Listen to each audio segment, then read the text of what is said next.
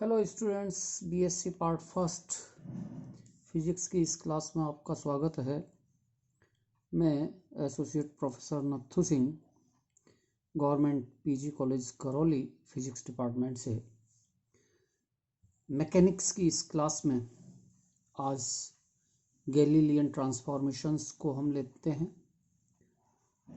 मेरे पिछले करीब 3 लेक्चर्स में गैलीलियन ट्रांसफॉर्मेशंस के बारे में हम लोग पढ़ रहे हैं कंटिन्यू।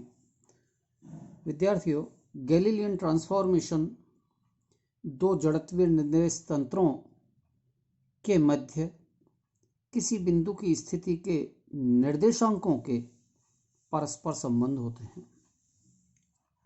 जड़त्वीय निर्देश तंत्र वे तंत्र होते हैं जो या तो पूर्णतः स्थिर तंत्र होते हैं और या फिर एक नियत वेग से गतिशील होते हैं।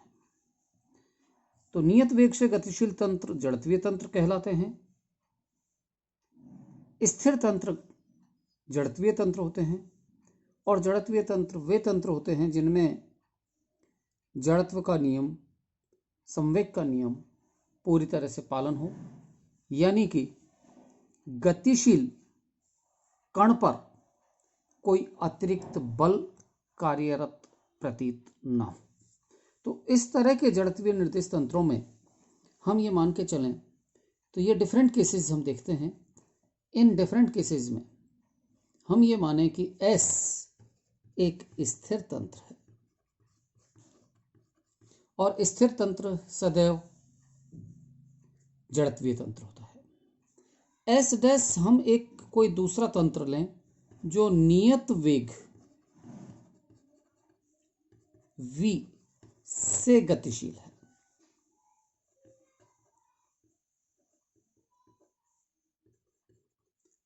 और यह भी किसके सापेक्ष है? तंत्र S के सापेक्ष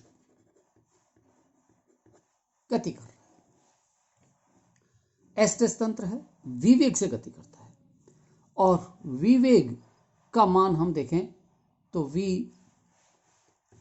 is equal to we x i cap plus v y j cap plus v z k cap. ये हम मान लें एस डैश तंत्र का वेग है जो तंत्र एस के सापेक्ष गतिशील है। अब चूंकि ये इसका घटक एक्स दिशा में भी है, वाई में भी है और जेड में भी है, इसका अर्थ यह है कि एस डैश तंत्र केवल एक्स दिशा में गतिशील नहीं है। पहले जब हमने गैलीलियन ट्रांसफॉर्मेशंस को देखा था, पढ़ा था, उसमें हमने ये मान लिया था कि एस डैश तंत्र एक्स दिशा में गतिशील है, लेकिन यहां एक्स दिशा में गतिशील नहीं है। तो इससे स्पष्ट है कि तंत्र एस डैश केवल एक्स दिशा में ही गतिशील नहीं है। इसके वेग के घटक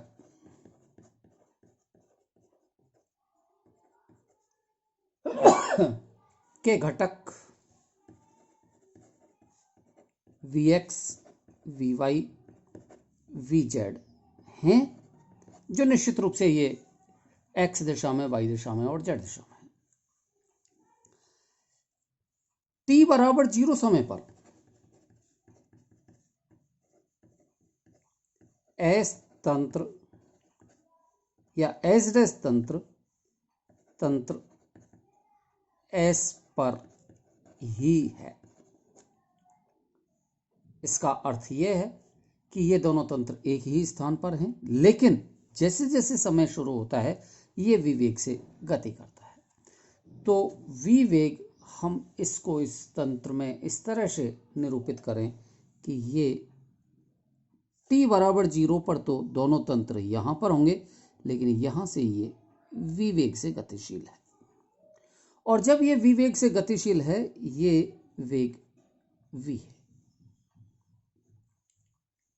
और मान लिया जाए कि आफ्टर टाइम t ये यहां पर पहुंचता है, तो इस स्थिति में ये एक्स अक्ष होगा, ये वाई अक्ष होगा और ये जेड अक्ष होगा। तो ये बिंदु, ये तो v की दिशा होगी, ये ओ डैश इसका मूल बिंदु होगा, z dash, x dash and y dash. Students, यहां ये स्थिति है समय टी पर, टी समय पर। तो ये तंत्र एक्स दिशा में इतनी दूरी ट्रेवल करता है, वाई दिशा में ये तंत्र इतनी दूरी ट्रेवल करता है। एक्स दिशा का वेग वी एक्स घटक के रूप में है, टी समय लगता है, तो ये दूरी वी एक्स इंटू टी होगी। इसी तरह से ये वाई दिशा में वी वाई घटक से गतिशील है, तो ये दूरी वी वाई इंटू टी, ये दूरी होगी। इस प्रकार से ये तंत्र गति कर रहा है। इसको एक बार हम और फिगर के रूप में एक्सप्लेन करें, समझें। तो जैसे ये तंत्र है, मेरा मूल तंत्र एस जो स्थिर है, और दूसरा तंत्र ये गति कर रहा है, और गति करते करते ये यहां तक पहुंचा इस तरह से। तो ये एक्स डैश एक्स, ये वाई डैश और ये वाई दिशा, ये जेड डैश और ये जेड डैश, ये बिंदु ओ और ये बिंदु ओ डैश। तो स्वाभाविक है कि इधर इसका वेग v है, v वेग, जिसका x दिशा में घटक vx। इसका अर्थ ये हुआ कि ये दूरी, ये vx इंटू टी दूरी होगी। y दिशा में ये वेग का घटक vy है, t समय यहां तक पहुंचने में लगता है, तो ये दूरी हो जाएगी vy इंटू टी। ऐसे ही z दिशा की दूरी होगी, चूंकि ये त्रिविमीय केस है। तो ये तो स्थितियां हुई तंत्र S और S डैश की। इसमें यहां हम मान लेते हैं कोई बिंदु P। इस बिंदु P के निर्देशांक t समय पर x y z है। बिंदु P के निर्देशांक t समय पर x y z है S तंत्र के सापेक्ष। इसी प्रकार से S डैश तंत्र के सापेक्ष इसके निर्देशांक x dash y dash z dash है। तो अब x की वैल्यू और x डैश की वैल्यू देखें हम। यहां से ये हमने लंब ड्रा किया, ये बिंदु A और ये बिंदु A डैश, O डैश ये है। तो O dash A dash, it is x dash. इसी प्रकार यहां से इस y अक्ष पर हम जब यहां लंब ड्रा करेंगे, तो O डैश और इस पॉइंट को मैं ले लेता हूं B डैश, तो O dash B dash, it is y dash, और ये O B, it is y। इसी तरह से O A, it is x। तो ये मेरे पास में दूरियां हुई। ये दूरी vy इंटू टी यहां से यहां तक की, और ये दूरी vx इंटू टी। तो विद्यार्थियों, x डैश के बारे में यदि हमें लिखना है तो x dash is equal x dash की value o dash a dash o dash a dash. इस बिंदु को यदि हम यहां पर कोई और दूसरा बिंदु ले लें, C बिंदु ले लें, तो ये वैल्यू सी ए के बराबर होगी, और सी ए की वैल्यू ओ ए माइनस ओ सी ये होगी। ओ ए की value x minus O A it is x minus OC it is Vx into t। ये इसी तरह से y दिशा के लिए y dash is equal to y dash that is o dash b dash, o dash b dash, b dash ये है, और इसकी वैल्यू आएगी o डैश b डैश। इसको c लिया है तो इसको मैं d ले लेता हूं, तो ये दूरी BD के बराबर होगी, BD, और BD इज इक्वल टू होगा OB माइनस OD। OB की वैल्यू y माइनस OD की वैल्यू Vy इंटू टी, ये दूरी हो। तो इस तरह से y डैश की वैल्यू आई। Similarly z dash is equal to z minus Vz into t, ये तीन निरूपण होंगे, रूपांतरण होंगे x y z के। तो यहां हम ये देखते हैं कि t बराबर 0 पर s डैश और s तंत्र दोनों एक ही बिंदु पर हैं, और at time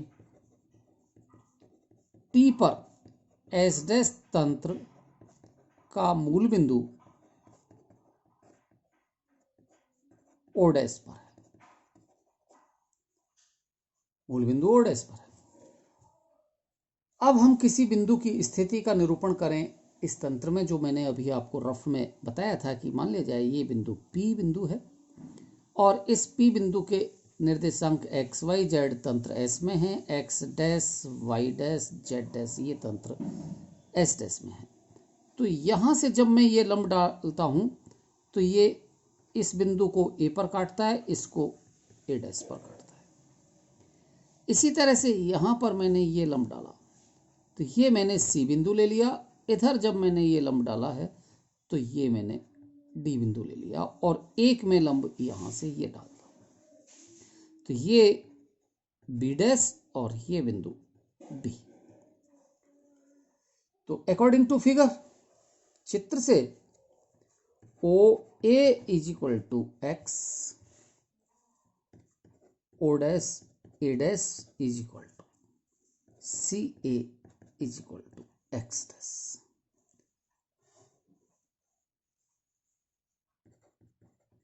from figure O dash A dash is equal to CA is equal to OA minus OC, और OA माइनस OC की वैल्यू होगी x minus Vx into t. Similarly इसी प्रकार से O dash B dash is equal to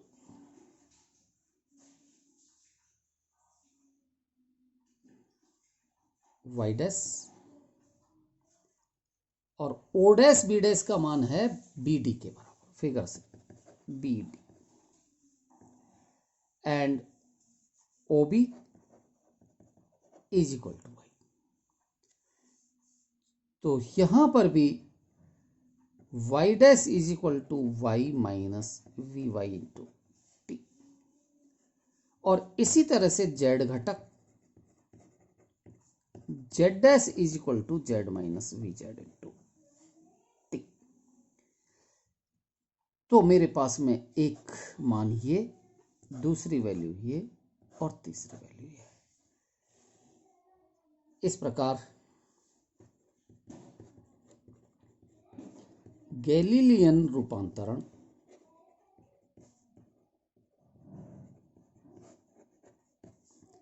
x dash बराबर x minus Vxt, y dash बराबर y minus Vy into t, और तीसरा z dash is equal to z minus Vz into t. तो ये तीनों रूपांतरण होंगे x y z के, जिनको हम गैलीलियन ट्रांसफॉर्मेशन कहते हैं, और ये गैलीलियन ट्रांसफॉर्मेशन उस स्थिति में है जबकि निर्देश तंत्र S डैश तंत्र S के सापेक्ष किसी भी दिशा में v वेग से गतिशील है। v वेग का मान ये है।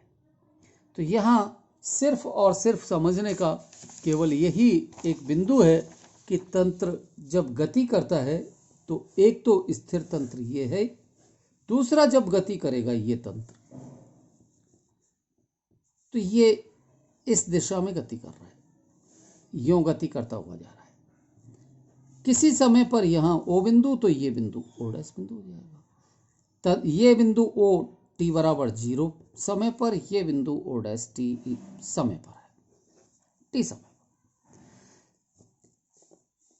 इधर x दिशा में चली गई दूरी, चूंकि इसका वेग v x i cap plus v y j cap plus v z k cap इस तरह से है, तो वी एक्स दिशा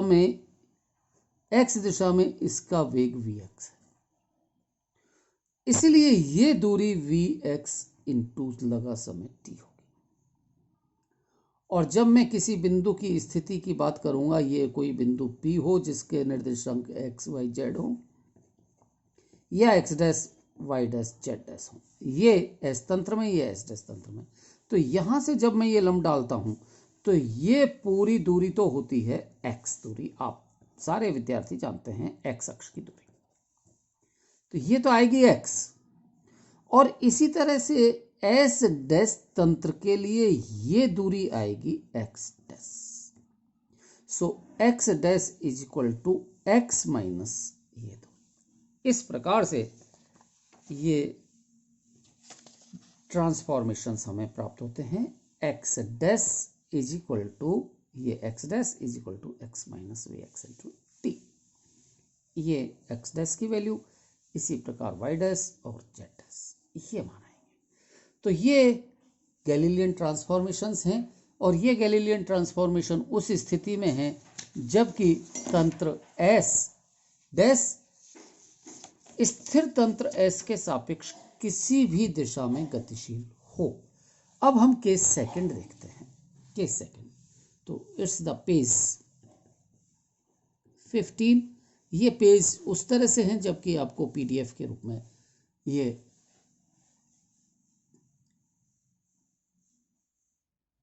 प्राप्त होंगे। सो केस सेकंड, हमने पिछले केस में ये लिया था कि t बराबर 0 पर ये दोनों तंत्र एक ही जगह पर है, S भी यही है और S डैश तंत्र भी यही है, t बराबर 0 समय पर। लेकिन हम ये कहें कि माना यदि t बराबर 0 पर दोनों तंत्र S और S डैश परस्पर संपाती नहीं हो,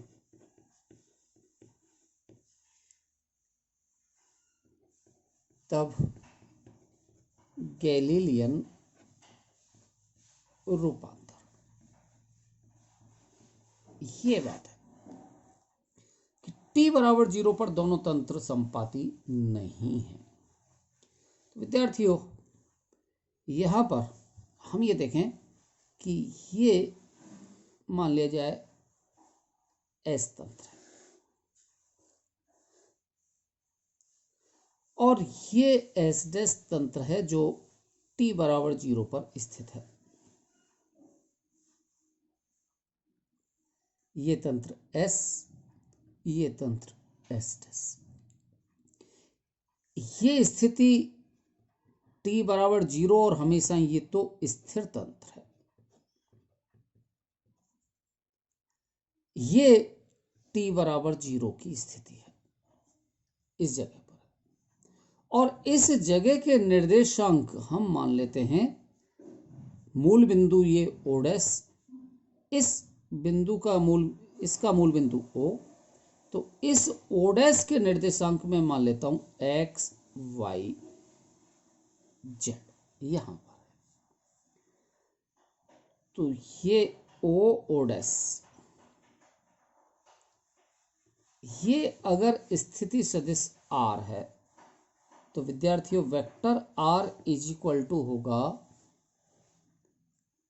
x i cap plus y j cap plus z k cap. इसका अर्थ है कि ये यहां तक की दूरी ये कैपिटल X होगी, इसी प्रकार यहां तक की ये दूरी कैपिटल Y होगी, और Z दूरी Z अक्ष के सापेक्ष होगी।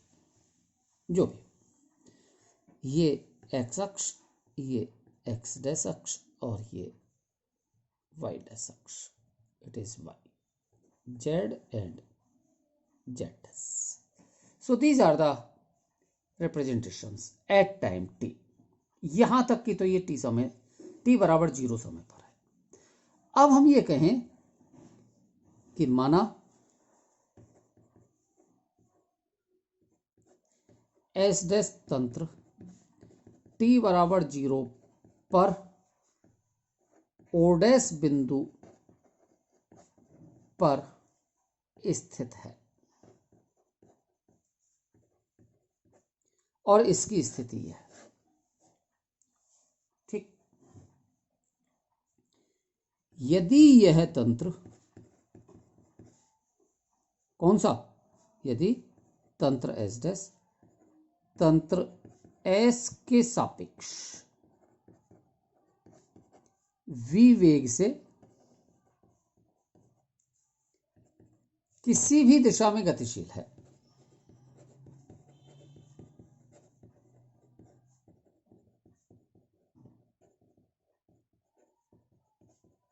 यह आवश्यक नहीं कि केवल x दिशा में है, किसी भी दिशा में है, means v is equal to we x i cap plus v y j cap plus v z k cap, इस तरह से है। तो विद्यार्थियों इसको हमें दर्शाना पड़ेगा हमारे फिगर में, और फिगर में दर्शाने के लिए हम ये देखें कि ये तंत्र गति कर रहा है, ये वाला तंत्र, और ये वाला तंत्र माना कि v वेग से इस दिशा में गति कर रहा है, ये तो दूरी है लेकिन इस दिशा में गति कर रहा है, और इस दिशा में गति कर रहा है जिसका वेग v है, कैपिटल V, और t समय पश्चात माना कि ये तंत्र यहां तक पहुंच जाता है। अब S डैश तंत्र की नई स्थिति ये होगी, S डैश, ये बिंदु O डबल डैश बिंदु हो जाए, इस तरह से ये v वेग से गति कर रहा है। तो एक मैंने यहां से ये लंब ड्रा किया, ये यहां से यहां तक की दूरी तंत्र S डैश के द्वारा x दिशा में चली गई दूरी है। x दिशा में वेग इसका vx है,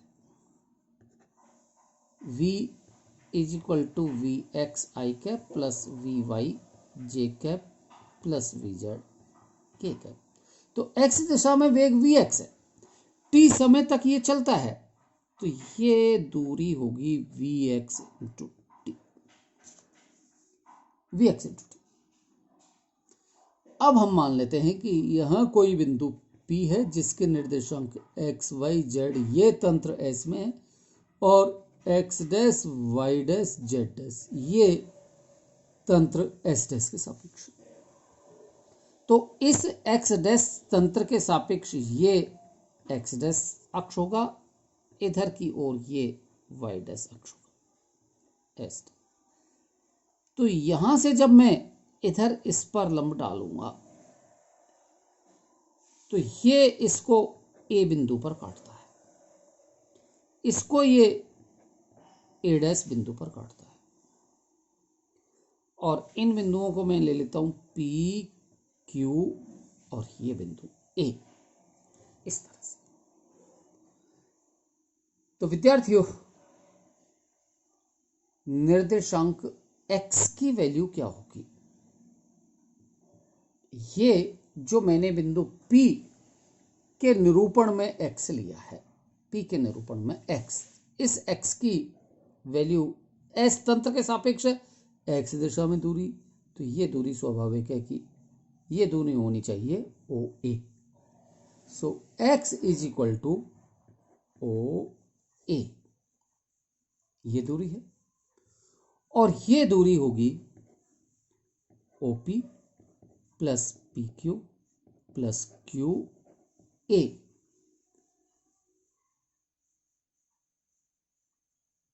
means x is equal to OP दूरी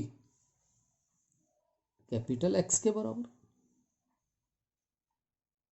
PQ दूरी VX इंटू T के बराबर, प्लस QA, ये QA दूरी फिगर में देखें आप, QA दूरी O double dash A dash के बराबर है, और ये O double dash A dash is equal to X dash दूरी होगी, जो कि S डैश तंत्र के सापेक्ष X दिशा की दूरी। तो यहां पर QA is equal to O double dash A dash, that is X dash. So ये दूरी होगी X डैश। इसलिए X dash is equal to X minus VX into T minus capital X, या हम ये कहें कि X dash is equal to X minus VX into T plus X। Similarly Y dash is equal to Y minus VY into T plus capital Y, and Z dash is equal to Z minus VZ into T plus capital Z। तो ये Galilean transformations होंगे तब जबकि तंत्र S और S dash दोनों परस्पर संपाती नहीं है। तंत्र S की स्थिति O पर है, तंत्र S डैश की स्थिति O डैश पर है। तंत्र S डैश विवेग से गतिशील है, ये विवेग के घटक Vx Vy Vz है। इसका मतलब x दिशा में ये Vx वेग से गति करता है, और t समय पर ये S डैश तंत्र गति करते हुए O डबल डैश पर पहुंचता है। इसकी ये अक्ष x डैश, ऊपर वाली अक्ष y डैश, नीचे ये वाली अक्ष z डैश अक्ष गति करता है। यहां ये दूरी Vx के सापेक्ष है, तो Vx इंटू T ये होगी, और ये यहां से यहां तक की दूरी ये x डैश होगी जो निर्देशक होगा। तो इस तरह से हम ये दूरी x डैश दूरी, x में और x डैश में संबंध, ये संबंध ही गैलीलियन ट्रांसफॉर्मेशन होते हैं। इसी प्रकार y और y डैश के संबंध, z और z डैश के संबंध। So these are the Galilean transformations, और इन गैलीलियन रूपांतरणों के मान मेरे पास में जो कैलकुलेशन करने पर प्राप्त हुए, इस फिगर से प्राप्त हुए, वो इस समीकरण के अनुसार हैं, समीकरण स्टार के अनुसार। यहाँ पर वेगों के रूपांतरण भी हम ज्ञात कर सकते हैं और त्वरण के रूपांतरण भी हम ज्ञात कर सकते हैं। वेगों के रूपांतरण में, इसमें वेगों के लिए